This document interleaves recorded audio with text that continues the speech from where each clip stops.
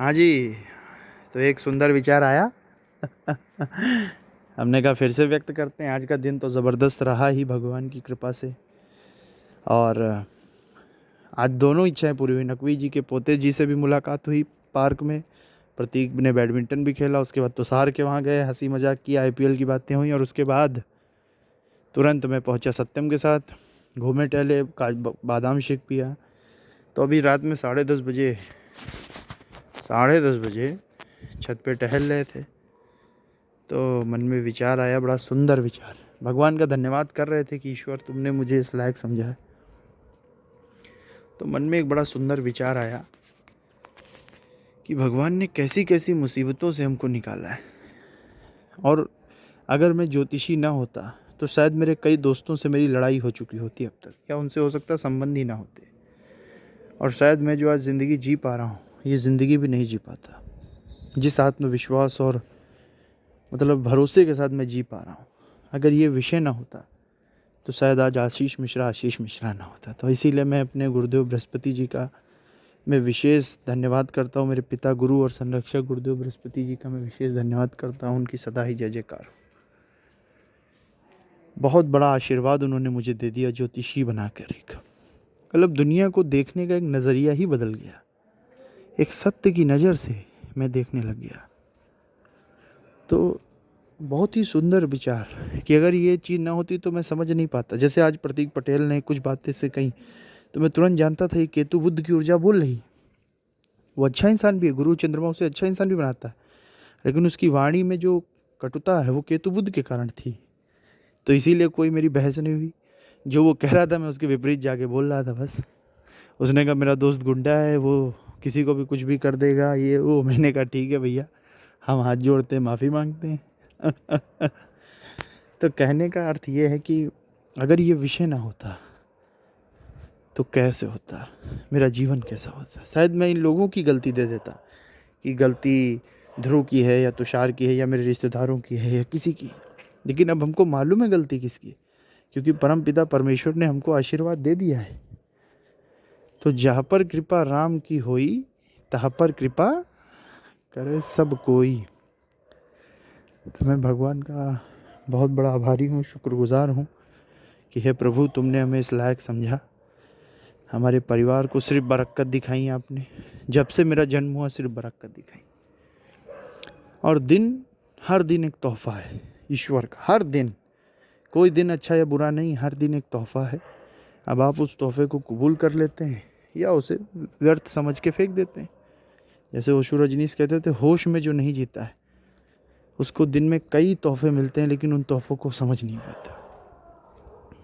कितनी हर दिन लाखों लाखों मौके मिलते हैं कुछ करने के, लेकिन ना करने वाले नहीं कर पाते।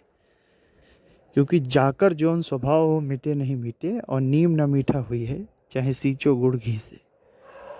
तो हमें तो सबका स्वभाव पहले से ही मालूम है, तो किसी की बात का, कोई भी चीज़ का बुरा ही नहीं लगता। क्योंकि परमपिता परमेश्वर की इच्छा यही है कि आशीष मिश्रा तू सुखी रहे, आनंदित रहे। मैं तुझे आशीर्वाद देता हूँ। तू कभी हतोत्साहित नहीं हो सकता, क्योंकि तुझे सत्य का ज्ञान है। जो धर्म सत्य को समझता है, कोई भी अकेला नहीं है संसार में। याद रखो, तुम भी नहीं हो, क्योंकि सबके साथ उसका परमपिता परमेश्वर उसके साथ है। और तुझे जो भाग्य मिला है, तू अप्रतिम है। तुझ पे ईश्वर की विशेष दया है। तू कुछ खास कर सकता है, इस जीवन को खास बना सकता है, वो तेरे हाथ में है। कईयों ने बनाया, चाहे वो संत हो, महात्मा हो, राजनेता हो, इतिहास पुरुष हो, तू भी उनमें शामिल हो सकता है। लेकिन अपने कर्म से, अपने शरीर को कष्ट देके, लेकिन परमार्थ कर, तभी तो तू उठेगा, तभी ईश्वर का भक्त कहलाएगा। तो मैं भगवान का बहुत बड़ा शुक्रगुजार हूँ, बहुत बड़ा, छोटा मोटा नहीं। बिल्कुल। और आशीष मिश्रा तू फिक्र मत कर। ये मैं इसलिए नहीं कह रहा हूँ कि ये वीडियो सुन के अगली बार हमको मोटिवेट होना है, नहीं। मोटिवेट करने वाला तो परमात्मा है। वो खुद ही आपके भीतर बैठ के प्रार्थना बनता है, जैसा ओशो रजनीश जी ने कहा था। तो बहुत ही ज़बरदस्त दिन रहा। अभी तहड़ी खा करके मम्मी से बहुत देर बात करी, और चुन्नू से बात करी और फिर तुरंत अभी छत पे आ गए। सत्यम के साथ भी खूब हंसी मजाक किया। तो यही है कि हर दिन को मैंने खास बनाने की कोशिश की और बनाया भी आज तक बनाया और अपनी शर्तों पे जीवन जिया। और ईश्वर ने मदद भी बहुत करी। बिना ईश्वरीय मदद के अपनी शर्तों पे जीवन जिया ही नहीं जा सकता। तो मैं भगवान का बहुत बड़ा शुक्रगुजार हूँ। मुझे कोई शिकायत नहीं, बल्कि कभी कभी बुरा भी लगता है कि ईश्वर ने हमको इतना सब कुछ दिया और मैं कोई विशेष ईश्वरीय कार्य अभी तक नहीं कर पाया हूँ इस जीवन में। तो इस बात का मुझे बड़ा बुरा भी लगता है। लेकिन फिर जैसा ईश्वर कहते हैं कि बेटा तू बस ईमान और नियत से चलता रहे, समय आने पे मैं तुझसे वो कार्य भी लूँगा, ऐसा मैं ही, बस तू ईमान मजबूत रख। आज नकवी साहब के पोते श्री से भी ईश्वर ने मिलवा दिया और बिल्कुल गेट में एंट्री लिया और उनके दर्शन हो गए। तो बड़ा आनंद आया। ये सब ईश्वर की इच्छा से हुआ है। 100% इसमें ईश्वरी इच्छा थी। और ईश्वरी इच्छा हो तो क्या संभव नहीं, बस अपना चरित्र और आचरण अच्छा रखिए। मनुष्य एक सामाजिक प्राणी है, लेकिन अकेलापन भी बहुत खराब है। लेकिन अकेले तभी होगे जब आप ईश्वर को नहीं मानोगे। अगर आप ईश्वर को आपने अपना मित्र बना लिया, उन्हें अपना पिता मान लिया, क्योंकि ईश्वर हर रूप में विद्यमान है। मित्र भी बनने को तैयार है, पिता भी बनने को तैयार है। क्या पिता एक मित्र नहीं हो सकता? तो मेरा यही कहना, अकेलापन उन्हीं को काटता है जो ईश्वर से जिनका संपर्क नहीं है।